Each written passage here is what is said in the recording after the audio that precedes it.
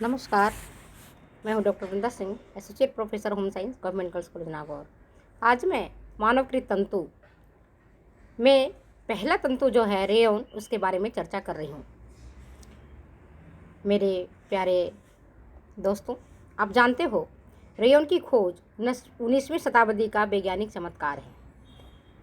इसे हम कृत्रिम रेशम कहते हैं। एक बात जान लो आप, विश्वव्यापी रेशा कौन सा रेशा कहलाता है?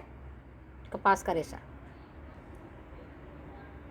और वस्त्रों की रानी कहते हैं हम रेशम को, और नायलॉन को हम कहते हैं कृत्रिम रेशम, आर्टिफिशियल सिल्क।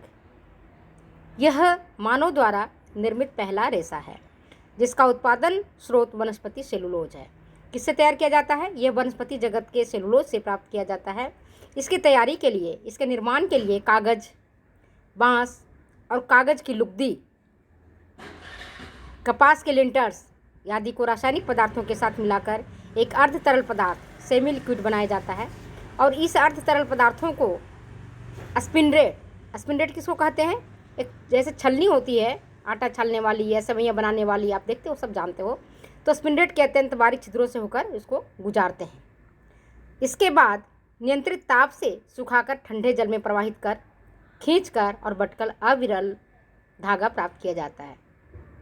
इसे आप ऐसे समझो कि मानवकृत रेशा का जो निर्माण किया गया, उसके पीछे मुख्य उद्देश्य था कि कपास, जूट, लिनन, रेशम और ऊन ये मुख्य प्राकृतिक रेशे हैं। और जब प्राकृतिक रेशे हैं तो इनकी मात्रा भी कम है। इतने जितने लोग हैं उतने कपास का उत्पादन नहीं किया जाता है, कपास की खेती का उत्पादन नहीं होता है, उतना सूती वस्त्र नहीं बनाए जा सकते हैं जिससे कि सभी के तन को ढका जा सके। तो वैज्ञानिकों के दिमाग में एक बात था कि क्यों नहीं मानवकृत रेशा तैयार किया जाए जिससे कि हमें कपास पर या लिनन पर या जूट पर निर्भर नहीं रहना पड़े। और जूट से आप जानते हो कि वस्त्र तैयार नहीं किए जाते हैं, और जूट से अगर वस्त्र तैयार करोगे तो इतना महंगा होगा जो कि आम आदमी उसको खरीद के नहीं पहन सकता है। इसी तरह से रेशम का वस्त्र भी इतना महंगा है, जो राजा महाराजा, साधु, जो सामंत लोग हैं वही पहन सकते हैं, बड़े लोग ही पहन सकते हैं। जो सामान्य तबके के लोग हैं या साधारण लोग हैं वो नहीं पहन सकते। गरीब की बात तो छोड़ ही दो, वो सिल्क के बने हुए वस्त्र नहीं पहन सकते हैं, क्योंकि उनकी आर्थिक स्थिति इतनी नहीं होती है कि वो नए वस्त्र खरीदें और फिर उसको पहनें। तो वैज्ञानिकों ने इस बात को ध्यान में रख करके रेयॉन रेशे का निर्माण किया। वैज्ञानिकों ने सिल्क के समान रेशे तैयार करने की चेष्टा की। उन्होंने सिल्क के कीड़ों के मुख्य छिद्रों से सिल्क के रेशे को निकलते देखा। ये कीड़े शहतूत की पत्तियां खाकर ही प्रोटीन का निर्माण करते हैं, जिन्हें वे लार रूप में स्रावित करते हैं। लार, उनका जो सलाइवा है, वही वातावरणीय हवा में सूखकर रेशम के धागे बन जाते हैं। और रेशम की इस निर्माण प्रक्रिया की नकल वैज्ञानिकों ने की, जिसका परिणाम निकला रेयॉन। इसीलिए इसको आर्टिफिशियल सिल्क के नाम से जाना जाता है, क्योंकि इसकी नकल जो है उस सिल्क के रेशे के तरह ही किया गया। रेयॉन के रेशे प्राकृतिक रेशम के समान ही चिकने, चमकदार, कोमल और सुंदर होते हैं, परंतु इनमें मजबूती, प्रत्यास्थता, कोहेसिवनेस मतलब जिसमें सटने का गुण है, और सघनता, कॉम्पैक्टनेस का अभाव होता है। अगर रेयॉन रेशा का शाब्दिक अर्थ देखोगे तो है सूर्य की किरणों का परावर्तन, रिफ्लेक्टिंग द सन रेज। सूर्य की किरणों के परावर्तन से जो चमक उत्पन्न होता है वह कहलाता है रेयॉन। ये शाब्दिक अर्थ मैंने बताया, सूर्य की किरणों का परावर्तन, रिफ्लेक्टिंग द सन रेज। अब इसका उद्गम और इतिहास देखो। पहले भी मैंने आपको बताया, रेयॉन का इतिहास अत्यधिक पुराना नहीं है। 19वीं शताब्दी में रेयॉन की खोज की गई। विज्ञानी इस प्रयास में जुटे थे कि एक ऐसे रेशे का निर्माण किया जाए जो रेशम के समान ही सुंदर, चमकदार, चिकना, कोमल, बारीक, लचीला और मजबूत हो, और वो सामान्य लोगों के पहुंच के भीतर हो। क्योंकि अभी भी मैंने आपको बताया कि रेशम के रेशा इतना महंगा होता है कि उसे सामान्य जन नहीं उपयोग में ले सकते हैं।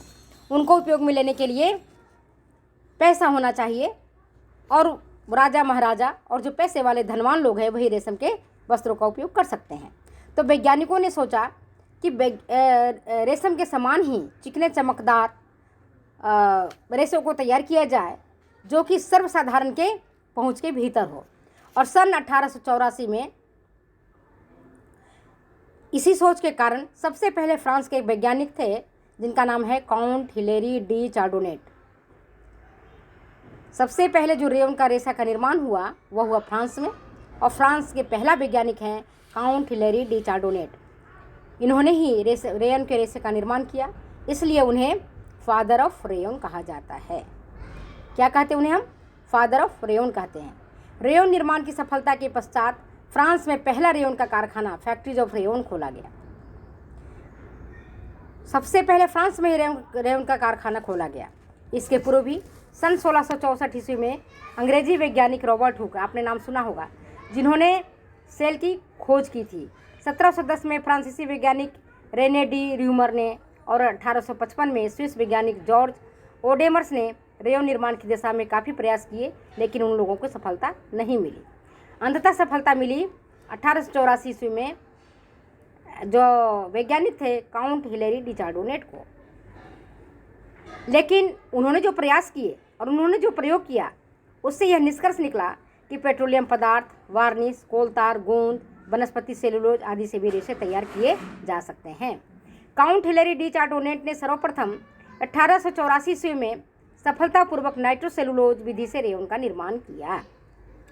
इसके बाद जर्मन वैज्ञानिकों ने कुप्रामोनियम विधि से रेयन के रेशे का निर्माण करने का आविष्कार किया, और इसके बाद 1890 में फ्रांसीसी वैज्ञानिक LH दे पिजस ने इस विधि से रेयन तैयार किया, और सन 1892 ईस्वी में अंग्रेजी वैज्ञानिकों द्वारा विस्कोस विधि द्वारा रेयन का निर्माण हुआ।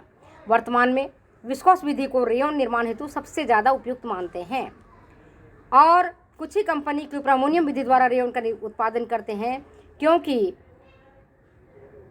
इनसे जो रेयन उत्पन्न होता है वह महंगा होता है, और नाइट्रोसेलुलोज विधि से रेयन का उत्पादन बिल्कुल नहीं होता है, क्योंकि यह काफ़ी ज्वलनशील है और महंगा भी पड़ता है। ये तो रही मैंने तीनों रेयन के बनाने के बारे में चर्चा किया। कौन से? कुप्रामोनियम विधि द्वारा, दूसरा है नाइट्रोसेलुलोज विधि द्वारा, और तीसरा क्या है आपको? विस्कोस विधि द्वारा। तो सबसे पहले जो वर्तमान में चल रहा है वो विस्कोस विधि द्वारा तैयार किया जाता है। भारत में सन 1946 में सबसे पहले केरल में रेयन का उत्पादन हुआ, और अब कई स्थानों पर रेयन के वस्त्र बनाए जाने लगे हैं। रेयन का प्रचलन आज बहुत अधिक हो गया है। रेयन के समान सुंदरता, कोमलता, लचीलापन, मुलायमियत और अद्वितीय आकर्षण के कारण यह काफ़ी लोकप्रिय हुआ है।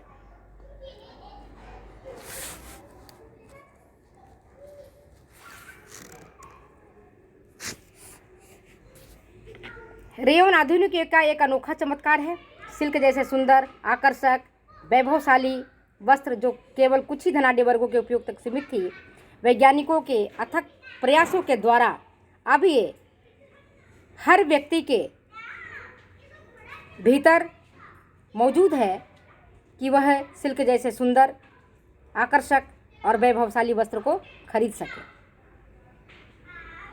और रेयन का बना हुआ वस्त्र इतना सुंदर लगता है कि आप रेयन और सिल्क में अंतर नहीं कर सकते हो। और सबसे बड़ी बात, फ़ायदा ये है कि सभी आय वर्ग के लोग इस रेशम के वस्त्र को, रेशम के समान बने हुए जो वस्त्र हैं रेयन का, खरीद सकते हैं। इसके मूल्य जो है, मैंने पहले भी बताया, रेशमी वस्त्र महंगे होते हैं और रेयन के वस्त्र सस्ते होते हैं, क्योंकि ये बृहत स्तर पर तैयार किए जाते हैं। जबकि आपको रेशम के वस्त्रों को तैयार करने के लिए रेशम के कीड़ा को कलेक्ट करना होता है। शहतूत के पेड़ पर वो पलते बढ़ते हैं और उनके प्रोसेसिंग करने में बहुत टाइम लगता है, और जो चीज़ आपको नेचुरल होगा उसमें ज़्यादा खर्च आएगा। जबकि आर्टिफिशियल है ये, तो आप इसको जितना चाहें उतना बना सकते हैं। सबसे बड़ा फ़ायदा क्या होता है, इनसे जो बना हुआ परिधान होता है हल्के होते हैं, कोमल होते हैं और ऐश्वर्यशाली होते हैं। इनमें सुंदर ढंग से लटकनशीलता, जिसको हम ड्रेपेबिलिटी कहते हैं, का अनोखा और निराला गुण पाया जाता है। इससे पार्टी, शादी, विवाह, उत्सवों आदि हेतु सुंदर वस्त्र तैयार किए जाते हैं। ये मैंने आपको पहले भी बताया कि रेयन रेशा तैयार करने की आधारभूत विधियां क्या हैं, ये जानिए आप। तो जो रेशम निर्माण प्रक्रिया की विधि है उसी का अनुकरण किया गया है रेयॉन वस्त्र तैयार करने के लिए। जैसे रेशम को तैयार करने के लिए रेशम के कीड़े शहतूत की पत्तियों को खाती हैं और उनका पाचन करके अपने मुख ग्रंथियों के छिद्रों से लार स्रावित करती हैं, उसी को ध्यान में रखते हुए रेयॉन रेशा निर्माण हेतु भी वनस्पति सेलुलोज को विभिन्न रसायनों से प्रतिक्रिया कराकर और स्पिनरेट के छिद्रों से निकालते हैं। स्पिनरेट प्लैटिनम जैसे महंगे धातु के बने होते हैं, क्योंकि प्लैटिनम अम्ल और क्षार और अन्य रसायनों से अप्रभावित रहते हैं। इनके छिद्र अत्यंत बारीक होते हैं और इनके छिद्रों का व्यास 0.002 इंच से 0.005 इंच तक होता है।